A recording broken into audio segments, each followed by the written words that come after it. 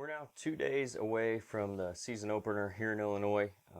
October 1st is the bow season opener for us. Again, like I said last video, I know some of you guys in Kentucky and Missouri and other states have been at it for a while, but this video is going to be more focused around October, so it'll be relevant for everybody for sure. So what I'm going to be talking about is tactics that you can use to kill bucks in October. It can be a bit of a more challenging time of year than, say, November, or maybe even December if you get them on those feeding patterns in the late winter.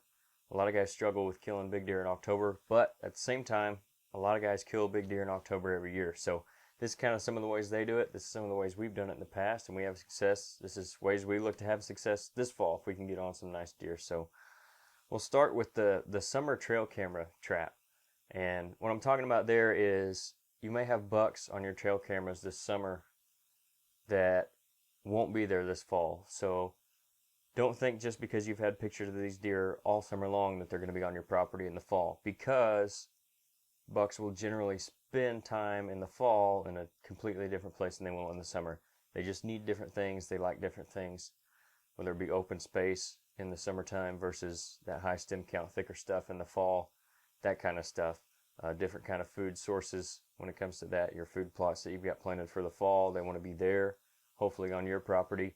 Hopefully they're spending their summertime on the neighbor's property. And at the same time, if you're not having any pictures right now, you can still go in with some confidence knowing that those bucks might be moving in, which is what you're wanting anyway, because you want those bucks on you during the fall instead of during the summer. So if you don't have those summertime pictures, don't let that discourage you from getting out this October. The second thing I want to talk about is a couple really good locations for this time of year, and that's clover plots and oak flats. Food plots in general, can't talk. Food plots in general will obviously be a good place to hunt throughout the season. But in October, especially the early part of October, those clover plots will really draw the deer in when they're nice and green and they haven't died out yet like they might later in the winter. Another place is those oak flats where those acorns are dropping, and the deer won't feed on those all season because they won't be there partially, and they'll be seeking more higher protein, higher mass foods later when it gets colder as well. So they really like those acorns though, so they can feed on them this time of year, and this is when they're dropping. So that's a good place to be.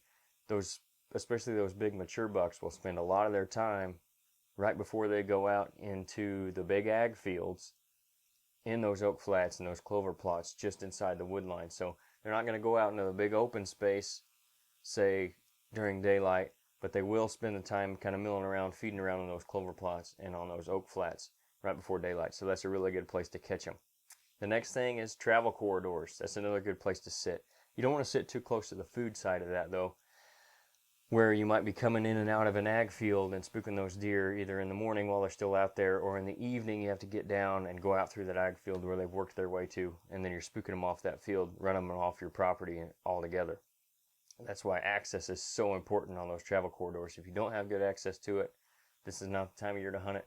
But if you have good access to a good long travel corridor and you can get in there closer to the bedding side of it, that's a really good place to kill big bucks this time of year as well.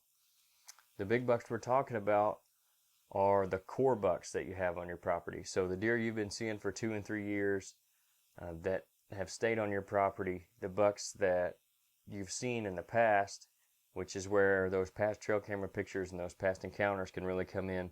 You can use those more than those summer trail cameras to know where they're going to be this time of year and kind of predict where they're going to be throughout the month of October and when they might leave your property come November. That's why it's a good time to hunt them now.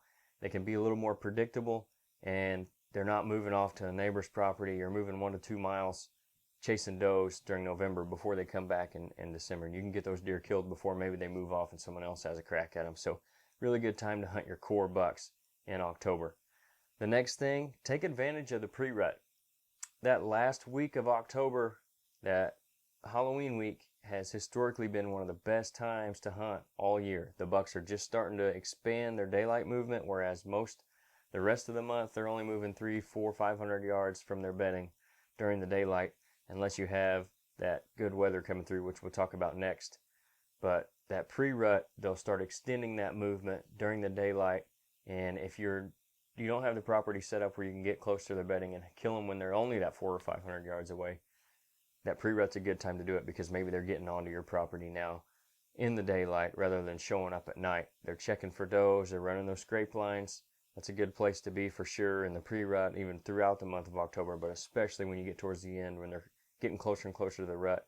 They're looking for those first does coming in, so a lot of big bucks on their feet there in that last week of October. If you can get some good weather in, that's a really good time to be in the woods. Really good time to kill a buck in October. Probably one of the most successful weeks in the whole upcoming month, barring some really good cold front coming in before or after that.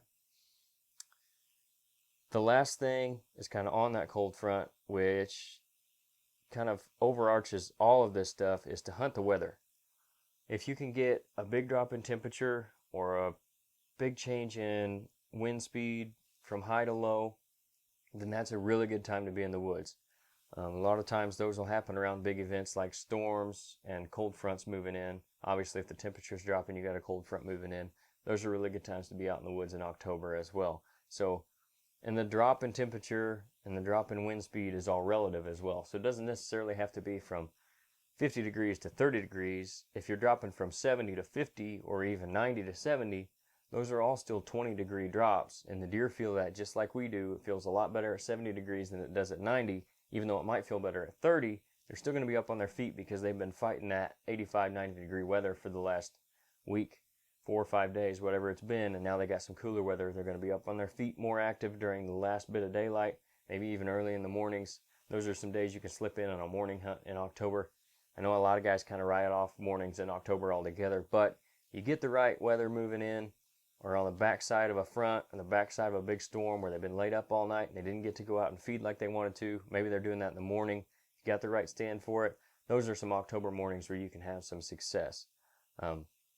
With that, kind of what I just talked about, if you have the right stand, save your best stands for the best days. This isn't the time of year to mess up your best spots on borderline days. So you can't kill a buck in November this time of year, obviously, because it's not November yet. But you can definitely keep yourself from killing a buck in November. So what I mean by that is, if you go into a spot on a warm day this coming month of October, and you blow out all the deer that are in there, or you blow out that one big buck because the wind switched on you, or he wasn't even moving, and you blew out some does because the wind was wrong for that stand, or borderline for that stand, and they came in a direction you weren't expecting them to. You blow out all those does. Well, that big buck that's been in there, he notices that too, so he's gone as well. Now you've kept yourself from having a chance at him on either a better day in October or in November when the rut rolls around. So don't hurt yourself this time of year. Got to have some patience. If you're going to hunt those warmer days, those more borderline days, go do it in an observation stand somewhere on the outside of that home range of that buck. Don't hunt your best stands on bad days. Save those for those big drops in temperature, those big drops in winds. Right after those storms, around those cold fronts, that kind of thing. That's where you can really capitalize in October. Make sure your wind's right, just like always. That's when you want to hunt your best stands this month. So those are just kind of some real quick things. I know it's a pretty quick video for you guys, but hopefully that helps you this month, this upcoming month of October, be more successful killing those big bucks, because it's a great month to do it as long as you can be patient, hunt the right stands on the right days. If you guys want a little more in-depth stuff on this, this is a lot of what we covered in the podcast last week, so you guys can go find that on Spotify or on YouTube as well.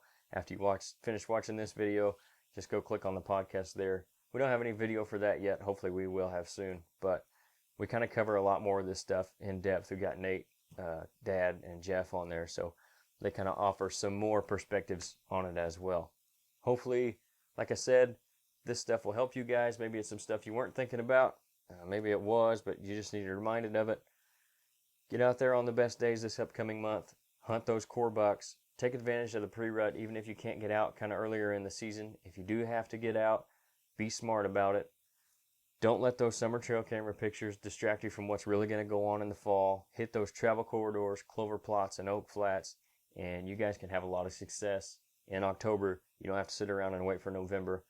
Or you can kill that first nice buck in October, and then you can sit and wait on a really nice one when you've got new bucks coming in that you haven't seen yet in November. So thanks for watching, guys. Catch us again next week. We'll have another video out next Wednesday. Hopefully you guys are enjoying this. Hopefully it's helping. So thanks for watching.